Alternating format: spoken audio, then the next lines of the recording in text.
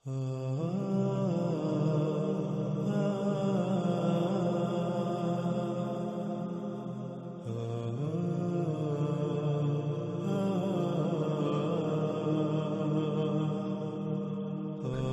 ناظرین، جیسا کہ ہم اس روایت میں رسول اللہ صلی اللہ علیہ وآلہ وسلم کے الفاظ کو دیکھا کہ رسول اللہ صلی اللہ علیہ وآلہ وسلم نے اس خام تیل کو، جسے آج انسان اپنے لیے مسیحا سمجھتا ہے، جس خام تیل کی وجہ سے پوری دنیا طرح طرح کی آسائشوں، سہولتوں اور آسانیوں سے مزین ہو چکی ہے، اسے رسول اللہ صلی اللہ علیہ وآلہ وسلم نے دجال یعنی دھوکہ کہا تھا۔ یعنی حقیقت میں یہ مسیحا نہیں ہوگا۔ یہ زمین کا خون جسے آج انسان نے نکالا، اسے اپنے لیے مسیحا کا نام دیتا ہے، اسے اپنے لیے مسیحا سمجھتا ہے، لیکن اس کے نقصانات کیا ہیں؟ ان پر جتنی بھی بات کی جائے اتنی ہی کم ہے۔ اسی خام تیل جس کو رسول اللہ صلی اللہ علیہ وآلہ وسلم نے جفال شر اور انسان کے لیے دجال کہا، اس کے نکالنے کی وجہ سے آج نہ صرف زمین جگہ جگہ سے دنس رہی ہے، بلکہ زمین کی پیدا کرنے کی صلاحیت متاثر ہو چکی ہے، اور اسی خام تیل کے نکالنے کی وجہ سے زمین کا توازن بگڑ چکا، جس کی وجہ سے زلزلے، طوفان اور آندیاں آ رہی ہیں، اور اس کے علاوہ اسی خام تیل کے نکالنے کی وجہ سے انتہائی بڑے بڑے غیر معمولی عوامل وقوع پذیر ہو رہے ہیں، جو عنقریب انسان کو ایک بڑی تباہی کی صورت میں اپنی لپیٹ میں لے لیں گے۔ اسی خام تیل ہی کی وجہ سے وجود میں آنے والی فارماسیوٹیکل انڈسٹری یعنی ادویات بنانے کے کارخانے، ادویات کا شعبہ، جن ادویات کو انسان اپنے لیے مسیحا سمجھتا ہے، وہ ادویات انسان کے لیے زہر قاتل ثابت ہو رہی ہیں۔ ایسی ادویات کہ جب کسی بیماری کے لیے کوئی دوا خلق کی جاتی ہے، بنائی جاتی ہے، تو وقتی طور پر تو اس دوائی سے، اس بیماری سے آرام ملتا ہے، شفا حاصل ہوتی ہوئی نظر آتی ہے، لیکن حقیقت یہ ہے کہ جب ایک انسان ایک بیماری سے شفا کے لیے اس دوائی کو اختیار کرتا ہے، اسے استعمال کرتا ہے، تو وقتی طور پر تو اسے اس کا فائدہ نظر آتا ہے، لیکن بعد میں وہی دوائی اس ایک کی بجائے کئی طرح طرح کی بیماریوں کا باعث بنتی ہے، اور جس بیماری سے پہلے انسان کو شفا حاصل ہوتی ہوئی نظر آئی، وہی بیماری بعد میں ناسور بن چکی ہوتی ہے۔ اور یہ دجل ایسا دجل ہے کہ جس کو سمجھنا انتہائی مشکل ہے۔ پوری دنیا کے بڑے بڑے عقل مند انسان بھی اس دجل کا شکار ہو چکے۔ کوئی بھی ایسا نظر نہیں آتا جو اس دجل کو دجل کہے، جو اسے دجال کہے، بلکہ ہر کوئی جو بڑے بڑے دماغ ہونے کے دعوے دار ہیں، وہ بھی اس دجل کو اپنے لیے مسیحا ہی تصور کرتے ہیں۔ ان ادویات کی، اس خام تیل سے بننے والی ایجادات کی حقیقت کیا ہے؟ جیسے جیسے ہم آگے بڑھیں گے، اللہ کے فضل سے ہم پر ویسے ویسے حقیقت کھلتی چلی جائے گی۔ اس دجال کا قتل ہوتا چلا جائے گا، اس دجل کا پردہ چاک ہوتا چلا جائے گا، یہ دجل چاک ہوتا چلا جائے گا۔ ان اشیاء پر، ان ایجادات پر، ان مخلوقات پر پڑا دجل کا پردہ، جس وجہ سے یہ دجال ہیں، یہ سب ہمارے سامنے آ جائے گا۔ رسول اللہ صلی اللہ علیہ وسلم نے کہا، اس کا دیکھنے کا ایک آلہ باہر کو نکلا ہوا ہوگا، یعنی دجال ہوگا جیسے کہ بالکل سبز چمکدار شیشہ، اور میں اللہ کی پناہ میں آتا ہوں عذاب قبر سے۔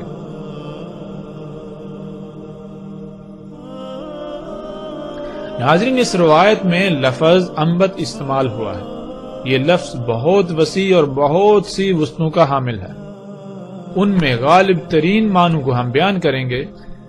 ان میں پہلا معنی یہ ہے، انسانوں، جانوروں، درختوں، چرند پرند سمیت تمام جاندار مخلوقات میں مداخلت کرنے، خود خلق کرنے، پیدا کرنے کی غرض سے انہیں چھیڑ چھاڑ چیر پھاڑ کر کے ان کی ساخت، خلق کرنے کی معلومات سمیت زیادہ سے زیادہ علم حاصل کرنے کے لیے ان کی گہرائیوں تک دیکھنے کی صلاحیت رکھنے والے آلات یا صلاحیت رکھنے والا آلہ،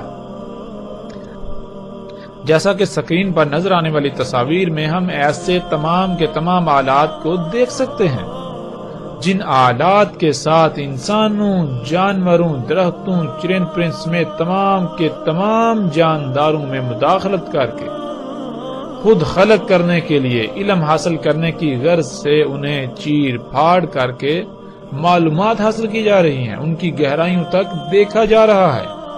ناظرین، اس لفظ کا دوسرا معنی جو پہلے معنی سے انتہائی قریب تر ہے وہ یہ ہے فصلوں، درختوں، پھلوں پھولوں یعنی نباتات وغیرہ میں مداخلت کرنے کی غرض سے، خود پیدا کرنے اگانے کی غرض سے انہیں چیر پھاڑ کر گہرائی تک علم حاصل کرنے کے لیے باریکیوں گہرائیوں تک دیکھنے کی صلاحیت رکھنے والا آلہ۔ پھر اسی طرح ناظرین اس کا تیسرا معنی ہے ایسا دیکھنے کا آلہ جو انگور کی طرح باہر کو نکلا ہوا ہو۔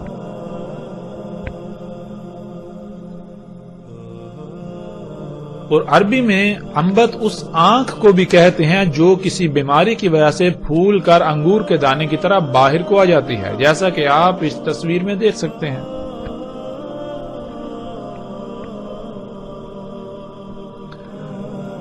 اب ناظرین ہمارے اوپر فرض بنتا ہے کہ ہم اپنے ارد گرد غور و فکر کریں، کیا آج انسان کی خلق کردہ ایسی مخلوقات موجود ہیں، ایسی ایجادات موجود ہیں جن سے یہ سب کام لیا جا رہا ہے جس کا ذکر رسول اللہ صلی اللہ علیہ وسلم نے کیا؟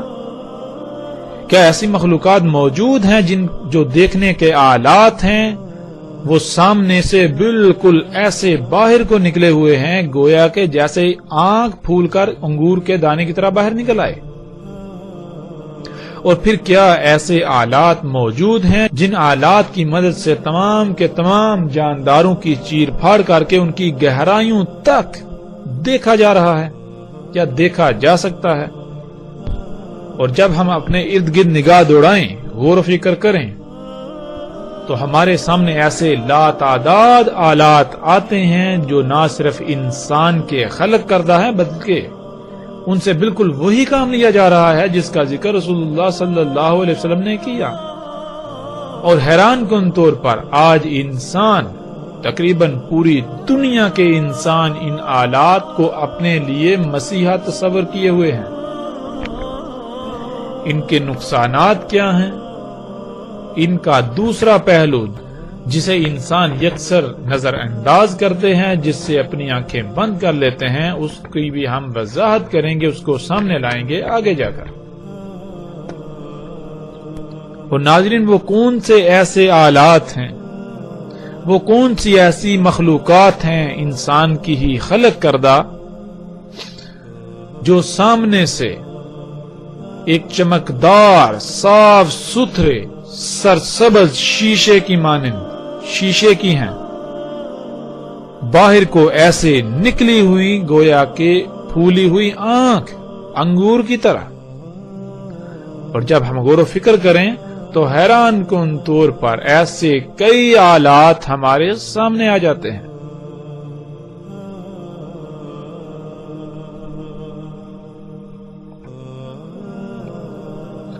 رسول اللہ صلی اللہ علیہ وسلم نے کہا اس کا ایک دیکھنے کا آلہ انگور کی طرح باہر کو نکلا ہوا پھولا ہوا، یعنی دجال بالکل جیسے کہ وہ صاف ستھرا چمکدار شیشہ ہے، سرسبز، ترقی و خوشحالی دیکھنے اور دکھانے والا۔ وہ کون سا آلہ ہے جو آج ہمیں خوشحالی اور ترقی دکھاتا ہے، جو سبز ہے، جو شیشے کا ہے، جو پھول کر انگور کے دانے کی طرح باہر کو نکلا ہوا ہے؟ وہ کون سا آلہ ہے کہ جو شیشے کا ہے اور وہ بالکل سامنے سے باہر کو اس طرح نکلا ہوا ہے جیسے کہ آنکھ پھول کر انگور کے دانے کی طرح باہر نکل آ گئی ہوتی ہے؟ وہ آلہ ہماری آنکھوں کے سامنے ہے۔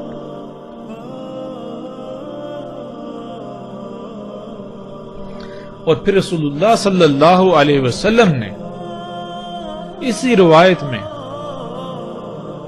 دجال کے اس فتنے کو عذاب قبر سے مشروط کر دیا۔ رسول اللہ صلی اللہ علیہ وسلم نے اس کے ساتھ ہی قبر کے عذاب سے اللہ کی پناہ میں آنے کی دعا کی۔ عذاب قبر کیا ہے؟ جب تک ہم اسے نہیں سمجھیں گے ہمیں اس بات کی سمجھ نہیں آئے گی۔ اس وقت ہم عذاب قبر پر بات نہیں کریں گے کیونکہ یہ الگ موضوع ہے جس کا ذکر ہم آگے جا کر کریں گے، لیکن مختصر بات کرتے ہوئے آگے بڑھیں گے۔ اللہ سبحانہ و تعالیٰ نے قرآن میں ان انسانوں کو مردہ اور قبروں میں قرار دیا جو غور و فکر نہیں کرتے، جو آنکھوں، کانوں اور دل کا استعمال اس طرح سے نہیں کرتے، ان مقاصد کے لیے نہیں کرتے جس مقصد یا جن مقاصد کے لیے اللہ سبحانہ و تعالیٰ نے یہ عطا کی۔ پھر قرآن کے دوسرے مقام پر اللہ سبحانہ و تعالیٰ ایسے انسان جو غور و فکر نہیں کرتے ان کو دل کا اندھا قرار دیتے ہیں۔ تیسرے مقام پر اللہ سبحانہ و تعالیٰ ایسے انسانوں کو جو غور و فکر نہیں کرتے ان کو چوپائے جانور قرار دیتے ہیں۔ اور جب ہم غور و فکر کریں تو یہ بات بالکل کھل کر واضح ہو جاتی ہے کہ عذاب قبر یا قبر کیا ہے۔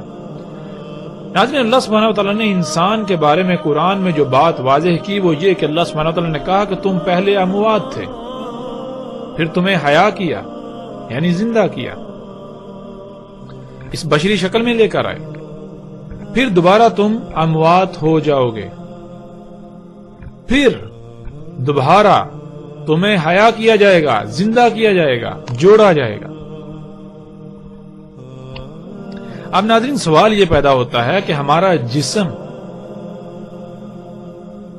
جب حیا نہیں تھا تو بقول قرآن کے، اللہ کے کلام کے، یہ حالت موت میں تھا۔ موت کسے کہتے ہیں؟ موت کہتے ہیں ان چھوٹے چھوٹے ذرات کو، ان ایٹمز کو جس سے ہمارا جسم وجود میں آتا ہے۔ یعنی ہم حیا ہونے سے پہلے ہم اس وجود سے پہلے چھوٹے چھوٹے ذرات کی شکل میں پوری دنیا میں بکھرے پڑے ہوئے تھے، اور وہ ذرات کیسے ہمارے اس وجود کا حصہ بنے، ان ذرات نے کیسے یہ شکل اختیار کی، جب ہم غور و فکر کریں تو اللہ سبحانہ و تعالیٰ ان تمام کے تمام ذرات کو اکٹھا کرتے ہیں اور اس کو خام تیل کی شکل میں ڈالتے ہیں۔ یعنی ہماری موت کی، ہمارے ان ذرات کی سب سے پہلی جو منزل ہوتی ہے وہ ہوتی ہے خام تیل۔ وہ اجزاء، وہ عناصر، وہ تمام کے تمام ذرات خام تیل کی شکل میں ڈلتے ہیں۔ اس کے بعد زمین اسی خام تیل سے نباتات نکالتی ہے، ان نباتات سے پھر جاندار وجود میں آتے ہیں، جن جانداروں سے ہم گوشت، دودھ حاصل کرتے ہیں۔ زمین جو نباتات اگاتی ہے ہم انہی نباتات کو کھاتے ہیں جن سے ہمارا یہ جسم وجود میں آتا ہے۔ ناظرین، اب جب ہم غور و فکر کریں تو ہمیں پتہ چلتا ہے کہ ہماری موت اور حیات کے درمیان کچھ عوامل ہیں، کچھ مراحل ہیں۔ وہ کیا ہیں؟ ہماری موت جو کہ ہمارا مواد ہے، ہمارا میٹیریل ہے، جس سے ہمارا جسم وجود میں آیا، وہ سفر کرتی ہے، کچھ مراحل سے گزرتی ہے۔ وہ مراحل کون سے ہیں؟ وہ مراحل یہ ہیں کہ ہمارا یہ جسم بننے سے پہلے ہمارا یہ جسم وہ مواد یہاں تھا، یعنی وہ گوشت کی شکل میں تھا۔ گوشت کس کا؟ گائے، بکری یا مختلف جانوروں کا۔ یعنی ہمارا یہ مواد، ہماری یہ موت ہمارے اس جسم کا حصہ بننے سے پہلے مختلف جانوروں، جانداروں کی شکل میں تھی، گوشت کی شکل میں، دودھ کی شکل میں، پھر یہ سبزیوں، پھل فروٹ، گھاس پھوس کی شکل میں تھی۔ اسی طرح جیسے جیسے پیچھے جائیں تو وہ ذرات کی شکل میں ملتی۔ ذرات یعنی موت سے لے کر اس حیات کے درمیان، اس کو اللہ سبحانہ وتعالیٰ نے قرآن میں حالت قبر کہا ہے۔ جیسا کہ ہم پیچھے بات کر چکے ہیں کہ جو لوگ غور و فکر نہیں کرتے، ایک مقام پر اللہ سبحانہ وتعالیٰ انہیں اندھے قرار دیتے ہیں، دوسرے مقام پر انہیں چوپائے قرار دیتے ہیں، تیسرے مقام پر انہیں اموات اور قبروں میں قرار دیتے ہیں۔ یعنی انسان اور باقی مخلوقات، باقی جاندار مخلوقات میں جو شاید تمیز کرتی ہے وہ یہ ہے غور و فکر کرنا۔ جو غور و فکر کرتے ہیں وہ تو حیات ہیں، وہ تو زندہ ہیں، اور جو غور و فکر نہیں کرتے وہ مردہ ہیں، کیونکہ انسان کو اسی مقصد کے لیے دنیا میں بھیجا گیا کہ وہ غور و فکر کرے اور جانے کہ وہ کس مقصد کے لیے دنیا میں بھیجا گیا، اس کی حقیقت کیا ہے، اس کا اول و آخر کیا ہے۔ جب انسان کے اس جسم سے روح کھینچ لی جاتی ہے تو پھر یہ جسم دوبارہ ان عوامل سے گزرتا ہوا، ان مراحل سے گزرتا ہوا، انہی ذرات کی شکل میں تبدیل ہو کر پوری دنیا میں بکھر جاتا ہے جیسے کہ وہ پہلے تھا۔ یعنی جب اس جسم سے روح کھینچ لی جاتی ہے، اس کو وفات دی جاتی ہے، تو پھر یہ جسم مختلف مخلوقات، جاندار مخلوقات کا حصہ بنتا ہے۔ اس جسم کو مختلف کیڑے مکوڑے کھاتے ہیں، وہ کیڑے مکوڑے اور مخلوقات کی خوراک بنتے ہیں، یعنی ان کے وجود کا حصہ بن جاتے ہیں۔ اس طرح چلتے چلتے پیچھے چلتے چلتے ایک وقت ایسا آتا ہے جب دوبارہ انسان اسی حالت میں پلٹ جاتا ہے جس حالت میں وہ پہلے تھا، چھوٹے چھوٹے ذرات کی شکل میں وہ پوری دنیا میں بکھر جاتا ہے۔ تو ان ذرات میں بکھرنے سے لے کر اس جسم کے درمیان یعنی وفات ہونے کے درمیان جتنے بھی عوامل ہیں، انسان کا جسم جن جن مخلوقات کے وجود کا حصہ بنے گا وہ حالت قبر کہلاتی ہے۔ اور قرآن میں اللہ سبحانہ وتعالی یہ بات بھی واضح کر دیتے ہیں کہ جو اجسام طیب ہوتے ہیں، طیب اجسام سے نکلنے والی روح کے لیے آسمان کے دروازے کھول دیے جاتے ہیں، یوں وہ اوپر چلی جاتی ہے جنتوں میں۔ لیکن اس کے برعکس خبیث جسم سے نکلنے والی روح کے لیے آسمان کے دروازے نہیں کھولے جاتے، بلکہ اس روح کو واپس پلٹا دیا جاتا ہے۔ کون سا آسمان؟ پہلا آسمان زمین کا، جو کہ سطح زمین سے 12 کلومیٹر تک ہے۔ یعنی اگر کوئی انسان خبیث ہے، کسی انسان کا جسم خبیث ہے، اس سے نکلنے والی روح جب اس کو وفات دی جاتی ہے تو اس کے لیے آسمان کے دروازے نہیں کھولے جاتے، اسے واپس پلٹا دیا جاتا ہے۔ اور جب واپس پلٹا دیا جاتا ہے تو ناظرین، جسم کو زندہ ہونا چاہیے تھا، ہم دیکھتے ہیں جسم زندہ نہیں ہوتا، تو پھر وہ روح کہاں جاتی ہے؟ وہ بجلی، وہ الیکٹرک جس نے ہمارے اس وجود کو زندہ کیا، وہ روح، وہ الیکٹرک، وہ بجلی پھر ان کو ایکٹیو کر دیتی ہے جو وجود، جو مخلوقات، جو جاندار، جو جانور وغیرہ ہمارے اس جسم سے وجود میں آتے ہیں، وہ ہے حالت قبر۔ تو پھر خبیث جسم سے کیا بنے گا؟ خبیث سے خبیث ہی وجود میں آئے گا۔ تو خبیث کون سے جاندار ہیں؟ ہم غور و فکر کریں، سانپ، بچھو، اس طرح کے غلیظ اور خبیث جتنے بھی جاندار ہیں، گویا کہ یہ سب کے سب انسان کی حالت قبر ہے۔ انشاءاللہ ناظرین، اللہ کے فضل سے قبر کے عذاب کے اوپر قرآن سے آیات کی روشنی میں ہر پہلو سے، ہر لحاظ سے کھول کھول کر بات کریں گے، لیکن آئندہ نشستوں میں الگ موضوع کے تحت۔ ناظرین، یہاں سوال یہ پیدا ہوتا ہے کہ رسول اللہ صلی اللہ علیہ وآلہ وسلم نے دجال کی اس سبزہ خوشحالی دکھانے والی آنکھ کو عذاب قبر سے مشروط کیوں کر دیا؟ اس کے ذکر کے فوراً بعد اللہ سے قبر کے عذاب سے پناہ میں آنے کی دعا کیوں کی؟ اس لیے کیونکہ آج یہی دجال کی آنکھ جو ہمیں سبزہ دکھاتی ہے، جو ہمیں خوشحالی دکھاتی ہے، وہ سبزہ نہیں ہے۔ آج یہی دجال کی آنکھ جو کچھ اللہ نے حرام کیا، جو خبیث ہے، اس کو مزین کر کے دکھاتی ہے، اس کو حلال بنا کر، طیب بنا کر پیش کر رہی ہے، اور پوری دنیا کے انسان ایسی خبیث خوراک کو اپنے جسم کا، اپنے وجود کا حصہ بنا رہے ہیں۔ اس بات سے غافل کہ جب اس جسم سے روح نکالی جائے گی تو اس کے بعد ان کے ساتھ کیا ہوگا؟ جب جسم خبیث خوراک سے، خبیث غذا سے وجود میں آئے گا تو اس جسم سے خبیث مخلوقات وجود میں آئیں گی جو کہ انسان کی حالت قبر ہوگی۔ ان مخلوقات کو جن مصیبتوں تکلیفوں کا سامنا کرنا پڑے گا، جن حالات کا سامنا کرنا پڑے گا، گویا کہ وہ آپ ہیں۔ ابھی تو اس کا شعور نہیں ہے، لیکن اس کا شعور انسان کو اسی وقت ہوتا ہے جب وہ شعور جو اس جسم میں داخل کیا گیا، جو اس جسم میں ہے، اس کو نکال کر ان مخلوقات میں ڈال دیا جائے گا۔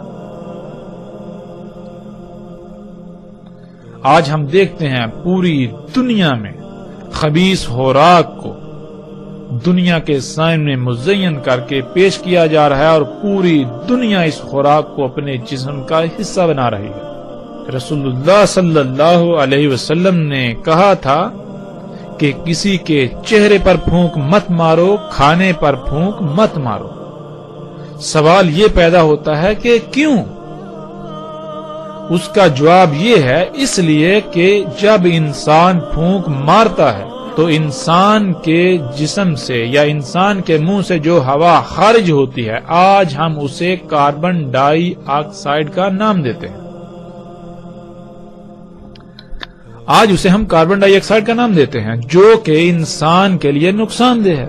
انسان جو ہوا خارج کرتا ہے، اگر یہی ہوا دوبارہ انسان کے جسم میں داخل ہوگی تو انسان کا جسم طرح طرح کی بیماریوں کا شکار ہوگا۔ اور اگر اس ہوا کی مقدار انسان کے جسم میں ایک حد سے تجاوز کر جائے تو انسان موت کا شکار بھی ہو سکتا ہے۔ یہی وہ وجہ تھی جس وجہ سے رسول اللہ صلی اللہ علیہ وسلم نے کہا تھا کہ کسی کے چہرے پر پھونک مت مارو، کھانے پر پھونک مت مارو۔ کیوں؟ اس لیے کہ جب تم کسی کے چہرے پر پھونک مارو گے تو اس پھونک میں کاربن کے ایٹمز، کاربن ذرات اس انسان کے سانس کے ذریعے اس کے جسم میں داخل ہو جائیں گے، جو اس کے لیے طرح طرح کی بیماریوں کا باعث بنیں گے۔ اور اگر تم کھانے پر پھونک مارو گے تو کھانے میں وہ کاربن کے ذرات جذب ہو کر تمہاری خوراک اس کھانے کے ذریعے جسم میں داخل ہوں گے اور جسم کو مفلوج کریں گے، بیماریوں کا شکار کریں گے۔ اور ناظرین، آج دجال کی یہ آنکھ پوری دنیا کو اسی گیس کو اپنے جسموں میں انڈیلنے کی دن رات دعوت دے رہی ہے، اور یہ آنکھ اسی گیس کو مزین کر کے دکھاتی ہے۔ آج اس آنکھ سے نظر آنے والے جو اشتہارات آپ دیکھتے ہیں مختلف مشروبات کے، جن میں کوک، پیپسی، مرنڈا اور اس طرح کے مشروبات شامل ہیں، ان میں جو گیس پائی جاتی ہے وہ بالکل وہی گیس ہے جو انسان خارج کرتا ہے، یعنی کہ کاربن ڈائی آکسائڈ گیس۔ رسول اللہ صلی اللہ علیہ وسلم نے اس کی معمولی سے معمولی مقدار سے بھی منع کیا، اس سے دور رہنے کی تلقین کی، لیکن آج انسان اس کے برعکس ایک بہت بڑی مقدار میں اسی گیس کو اپنے جسم میں انڈیلتا ہے اور پھر طرح طرح کی بیماریوں کا شکار ہوتا ہے۔ یوں وہ پھر ادویات کھاتا ہے، وہ ادویات جنہیں اپنے لیے مسیحا تصور کرتا ہے، وہی ادویات پھر مزید اس میں سائیڈ ایفیکٹس یعنی مزید بیماریوں کا شکار کرتے ہیں۔ پھر انسان اسی گن چکر میں دھنس کر رہ جاتا ہے۔ اس کے باوجود وہ ان تمام کی تمام اشیاء، ان تمام کی تمام ایجادات، ان تمام کی تمام مخلوقات کو اپنے لیے مسیحا تصور کرتا رہتا ہے۔ آج یہی دجال کی آنکھ طرح طرح کی خبیث خوراکیں جو ہمارے سامنے پیش کرتا ہے، ایسی مزین کر کے کہ پوری دنیا آج بڑے شوق سے ان خوراکوں، ان اشیاء کو کھاتی، ان خوراکوں کو، اس غذا کو اپنے اجسام کا حصہ بناتی۔ قرآن میں اللہ سبحانہ و تعالی نے بہت سختی سے منع کر دیا۔ آج یہی دجال کی آنکھ پوری دنیا کے انسانوں کو ایسے بیج استعمال کرنے کی دعوت دیتی ہے کہ جو غیر فطرتی ہیں، جن بیجوں سے اگنے والی فصلیں، پھل، سبزیاں کھانے سے انسان طرح طرح کی بیماریوں کا شکار ہو رہے ہیں، طرح طرح سے مفلوج ہو رہے ہیں۔ ناظرین، یہی وہ وجہ تھی جب رسول اللہ صلی اللہ علیہ وسلم نے ذکر کیا اس سرسبز شیشے کی آنکھ کا، جو سبزہ دکھاتی ہے، جو خوشحالی و ہریالی و ترقی دکھاتی ہے، اس کی طرف دعوت دیتی ہے تو ساتھ ہی مشروط کر دیا قبر کے عذاب کو، ساتھ ہی اللہ سے عذاب قبر میں پناہ میں آنے کی دعا کی۔ رسول اللہ صلی اللہ علیہ وسلم نے کہا اس میں کچھ شک نہیں کہ دجال ہوگا ممسول عین الیسرا، ہوگا اس پر زفرہ، کتب ہوگا درمیان اس کے دیکھنے کے آلات کے کافر۔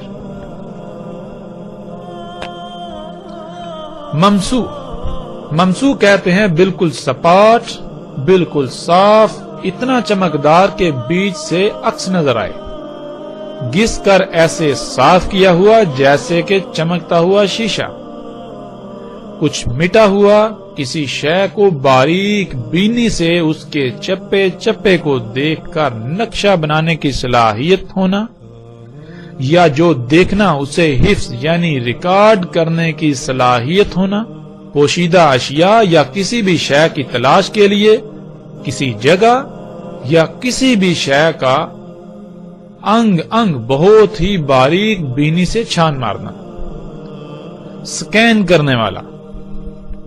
العین جس کو ہم پہلے بھی جان چکے ہیں، العین کہتے ہیں رنگوں کا ادراک کرنے والا یعنی دیکھنے والا آلہ، دیکھنے کا آلہ۔ زفرہ، ناظرین زفرہ کا ترجمہ ناخن کا کیے جاتے ہیں۔ عربی کا لفظ زفرہ استعمال ہوتا ہے ناخن کے لیے، تمام کے تمام جانوروں کے کھروں پر خول کے لیے، درندوں کے پنجے، سپ وغیرہ، ناخن، پنجے، کھروں، خول، سپ وغیرہ سمیت تمام مخلوقات میں اس طرح کی شے کو زفر کہا جاتا ہے۔ اور جب ہم اس میں غور و فکر کریں تو ہم پر یہ بات بالکل کھل کر واضح ہو جاتی ہے کہ ناخن ہوں، پنجے ہوں، سپ ہوں، جانوروں کے کھروں کے خول ہوں، بنیادی طور پر یہ سخت پلاسٹک ہے، ہارڈ پلاسٹک۔ اس لیے عربی میں زفرہ کہتے ہیں ہارڈ پلاسٹک کو، یعنی اس مواد کو جس مواد سے ناخن وجود میں آتے ہیں۔ ناخن کیا ہے؟ ناخن پلاسٹک ہے۔ زفرہ کہتے ہیں کسی بھی شے میں مخلوق پلاسٹک کو، سخت پلاسٹک کو۔ تو ناظرین رسول اللہ صلی اللہ علیہ وسلم نے کہا دجال کا دیکھنے کا آلہ ہوگا انتہائی آسانی سے دیکھنے والا، بالکل سپاٹ، بالکل صاف، اتنا چمکدار کے بیچ سے عکس نظر آئے، گھس کر ایسے صاف کیا ہوا جیسے چمکتا ہوا شیشہ، کچھ مٹا ہوا، کسی شے کو باریک بینی سے اور اس کے چپے چپے کو دیکھ کر نقشے بنانے کی صلاحیت رکھنے والا، یا جو دیکھے گا اس کو حفظ یعنی اپنے اندر محفوظ ریکارڈ کرنے کی صلاحیت رکھنے والا، اور پوشیدہ اشیاء کو دیکھنے یا کسی بھی شے کی تلاش کے لیے کسی جگہ یا کسی بھی شے کا انگ انگ بہت ہی باریک بینی سے چھان مارنے والا، سکین کرنے والا، اور اس پر چڑھا ہوگا یعنی اس پر ہوگا سخت پلاسٹک، سخت پلاسٹک سے کور ہوگا، اس پر سخت پلاسٹک موجود ہوگا۔ تو ناظرین آج جب ہم اپنے ارد گرد غور و فکر کریں اور دیکھیں کیا انسان کی خلق کردہ ایسی کوئی مخلوقات ہیں جن میں ایسی تمام باتیں موجود ہیں جن کا ذکر محمد رسول اللہ صلی اللہ علیہ وآلہ وسلم نے کیا، جب ہم غور و فکر کریں تو ہم دنگ رہ جاتے ہیں۔ ہاں بالکل ایسی تمام کی تمام مخلوقات موجود ہیں۔ آج ایسے وہ تمام کے تمام آلات موجود ہیں جن میں ایسی تمام خصوصیات موجود ہیں جن آلات کو آج ہم کیمروں کا نام دیتے ہیں، یعنی کیمرے۔ موبائلز میں موجود کیمرے جو بالکل سپاٹ ہیں، چپٹے، جتنے بھی ایسے آلات ہیں ان کا شیشہ ایسا چمکدار ہوتا ہے جیسے گھس کر صاف کیا ہوا۔ سب میں یہ صلاحیت موجود ہے کہ وہ جو دیکھتے ہیں اسے اپنے اندر ریکارڈ یعنی محفوظ کرنے کی صلاحیت رکھتے ہیں۔ انہی کیمروں کی مدد سے آج دنیا کے چپے چپے کو دیکھا جا رہا ہے۔ انہی کیمروں کی مدد سے آج دنیا کے نقشے بنائے جاتے ہیں، یہاں تک کہ جو دنیا کا جدید ترین نقشہ ہے اور مصدقہ ترین، سب کا قابل اعتماد ترین جو نقشہ ہے اسے آج گوگل ارتھ کا نام دیا جاتا ہے، گوگل ارتھ کہا جاتا ہے، وہ بھی اسی دجال کی عین سے بنایا گیا، جو کہ دجال کے راس یعنی دجال کے انسان کی خلق کردہ مخلوقات کے بلند ترین مقام میں نصب ہے۔ یوں رسول اللہ صلی اللہ علیہ وسلم کے ایک ایک لفظ کی تصدیق ہوتی ہے۔ آج ہم ایسی تمام مخلوقات یعنی انسان کی خلق کردہ ایسی تمام اشیاء کو دیکھ سکتے ہیں جو ایسے آلات ہیں جن سے دیکھنے کی صلاحیت ہے، جن میں دیکھنے کی صلاحیت ہے، جن سے بہت ہی بآسانی دیکھا جا سکتا ہے، جو دنیا کے نقشے بنانے کے لیے، اشیاء کی سکیننگ کے لیے، دنیا کے چپے چپے کو دیکھنے کے لیے، خفیہ پوشیدہ اشیاء کو دیکھنے کے لیے، راتوں میں اندھیروں میں دیکھنے کے لیے استعمال ہو رہے ہیں۔ آج انسان ان تمام کے تمام آلات کو اپنے لیے مسیحا تصور کرتا ہے، لیکن رسول اللہ صلی اللہ علیہ وسلم نے ان سب کو دجال کہا۔ یہ سب کا سب حیات الدنیا ہے، یہ شیطان ہے۔ آج انسان اسی شیطان کے خطوات کی اتباع کر رہا ہے۔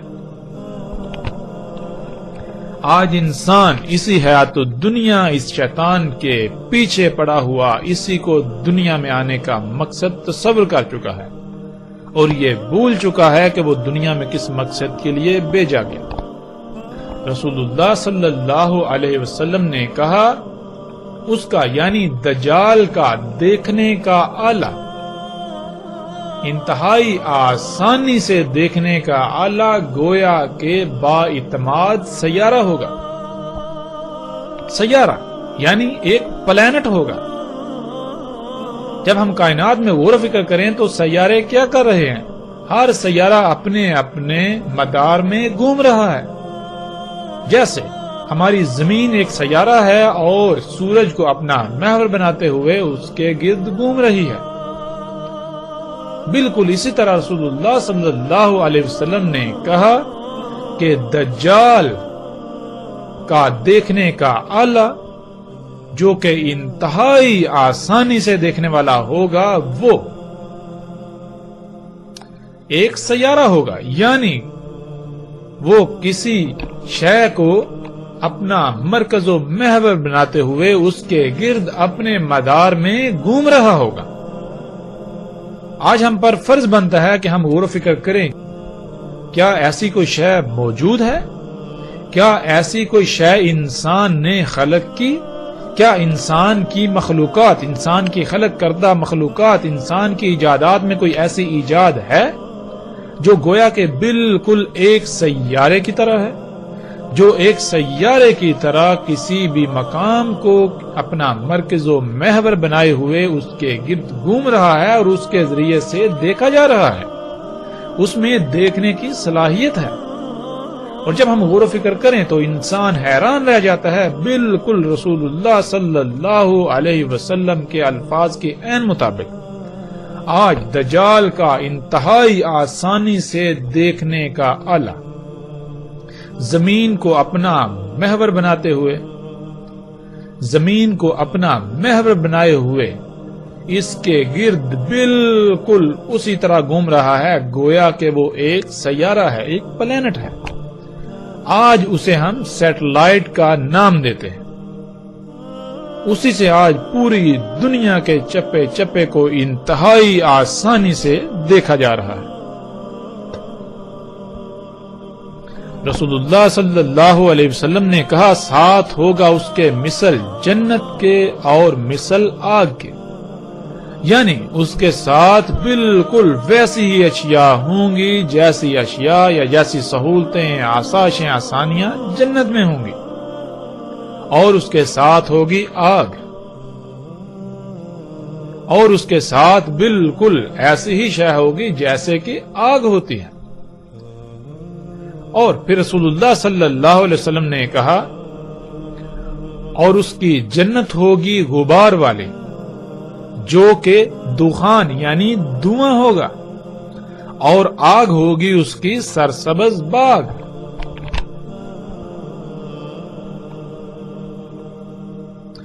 رسول اللہ صلی اللہ علیہ وسلم نے کہا اور ساتھ ہوگا اس کے مثل جنت کے اور مثل آگ کے، اور جنت ہوگی اس کی غبار سے بری ہوئی جو کہ دھواں ہوگا، اور آگ اس کی سرسبز باغ ہوگی۔ سب سے پہلی بات تو یہ ہے کہ دجال کی جنت میں جو بھی داخل ہوگا حقیقت میں وہ آخرت میں جہنم میں ڈالا جائے گا، اور جو دجال کی آگ میں کودے گا تو آخرت میں اللہ سبحانہ و تعالیٰ اسے جنت میں داخل کرے۔ اس کا ایک پہلو تو یہ ہے، لیکن اس کے علاوہ دنیا میں بھی دجال کی جنت حقیقت میں جہنم ہوگی، حقیقت میں دھویں سے بری ہوئی۔ جنت کسے کہتے ہیں؟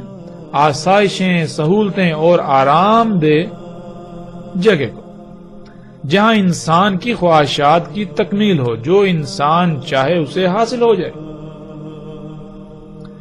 اور آج ہم دیکھتے ہیں کہ پوری دنیا جو کہ جنت کا منظر پیش کر رہی ہے، انسان جو چاہتا ہے اسے حاصل ہو رہا ہے، طرح طرح کی آسائشیں، سہولتیں، آسانیاں میسر ہیں، آرام بہت ہے، دل لبا دینے والی مزین اشیاء ہیں، لیکن یہ جنت پوری کی پوری جنت دھویں سے بری ہوئی ہے، اور اسی دھویں کی وجہ سے لا تعداد بیماریاں، حادثات، طوفان، زلزلے اور مصیبتوں سے انسان گرا ہوا ہے۔ کیوں رسول اللہ صلی اللہ علیہ وآلہ وسلم کے الفاظ کے عین مطابق آج جن معاشروں، جن سوسائٹیوں کو انسان اپنے لیے جنت تصور کیے ہوئے ہیں، آسائشیں، سہولتیں، آرام سے بری ہوئی جگہ تصور کرتا ہے، وہ دھویں سے بری ہوئی ہیں، اور اس دھویں کی وجہ سے جہنم کا منظر پیش کر رہی ہیں، اور ہم اپنی آنکھوں سے یہ مناظر آج دیکھ سکتے ہیں۔ اور جہاں آگ برسائی جا رہی ہے وہ جگہیں صرف اور صرف وہی ہیں جو فطرت پر ہیں، جو حقیقتاً سرسبز باغ ہیں۔ ایسے لوگوں کو آج چن چن کر مارا جا رہا ہے، ان پر آگ برسائی جا رہی ہے جو یہ کہتے ہیں کہ دین فطرت ہے اور فطرت پر قائم ہونا ہے، ہم فطرت پر قائم ہونا چاہتے ہیں، دنیا کو فطرت پر قائم کرنا چاہتے ہیں۔ اسی دجال کی جنت کے بارے میں چند خبریں آپ کے سامنے۔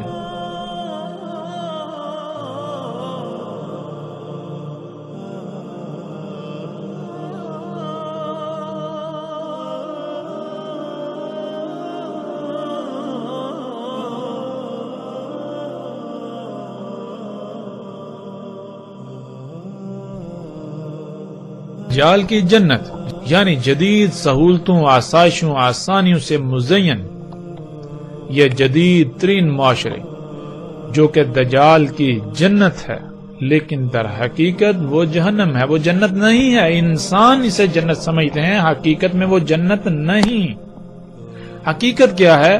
حقیقتاً وہ جہنم ہے، دھویں سے بری ہوئی، جس دھویں کی وجہ سے لا تعداد بیماریاں، اچانک اموات کی شرح بہت زیادہ، بے چینی، بے سکونی، بے اطمینانی، ہر طرف باغم باغ، پریشانیاں، طرح طرح کے مصائب، لیکن اس کے باوجود اکثریت کو یہ سب نظر ہی نہیں آتا۔ وہ انہی معاشروں میں رہنے کے خواب دیکھتے ہیں اور انہیں یہ معاشرے جنت نظر آتے ہیں، حالانکہ یہ نہ صرف دھوکہ ہے بلکہ اس کی حقیقت دنیا میں بھی جہنم اور آخرت میں بھی جہنم ہے۔ دجال کی جہنم ظاہراً دنیا میں دجال کی جہنم میں بہت سختیاں ہیں۔ دجال کی جہنم ہر وہ جگہ ہے جو فطرت پر ہے، جہاں یہ ایجادات موجود نہیں ہیں، جو محمد رسول اللہ صلی اللہ علیہ وسلم کے موجود نہیں تھی اور آج دنیا میں موجود ہیں۔ ایسی جگہ حقیقتاً سرسبز باغات اور خامیوں، نقائص و بیماریوں سے پاک ہیں۔ یوں وہ حقیقتاً دنیا میں بھی سرسبز باغات، جنت اور آخرت میں بھی ایسے لوگوں کو جنت میں داخل کیا جائے، اور اس کے علاوہ ہر وہ جگہ جہاں دین قائم ہو وہ دجال کی جہنم ہے، دجال کی آگ ہے یہاں، یعنی وہاں آگ برسائی جائے گی۔ دین اللہ سبحانہ و تعالیٰ نے قرآن میں واضح کر دیا کہ دین کیا ہے، دین ہے فطرت پر قائم ہونا۔ جہاں دین قائم کیا جائے گا، یعنی جس جگہ کو فطرت پر لایا جائے گا، تو شیاطین اور اولیاء شیاطین کو اس سے بہت تکلیف ہوگی۔ یوں وہ علاقہ ہر لحاظ سے جہنم کا منظر پیش کرے گا، اس میں سختیاں، آزمائشیں، آگ و بارود کی بارش ہوگی، لیکن در حقیقت وہ دنیا میں ایک آزمائش ہوگی جس کے بدلے مومن کے درجات بلند ہوں گے، اور وہی درجہ وہ آخرت میں پالے گا۔ یوں دجال کی جنت حقیقت میں آخرت میں جنت اور بلند درجات کا حصول ہے، نہ کہ حقیقتاً جہنم۔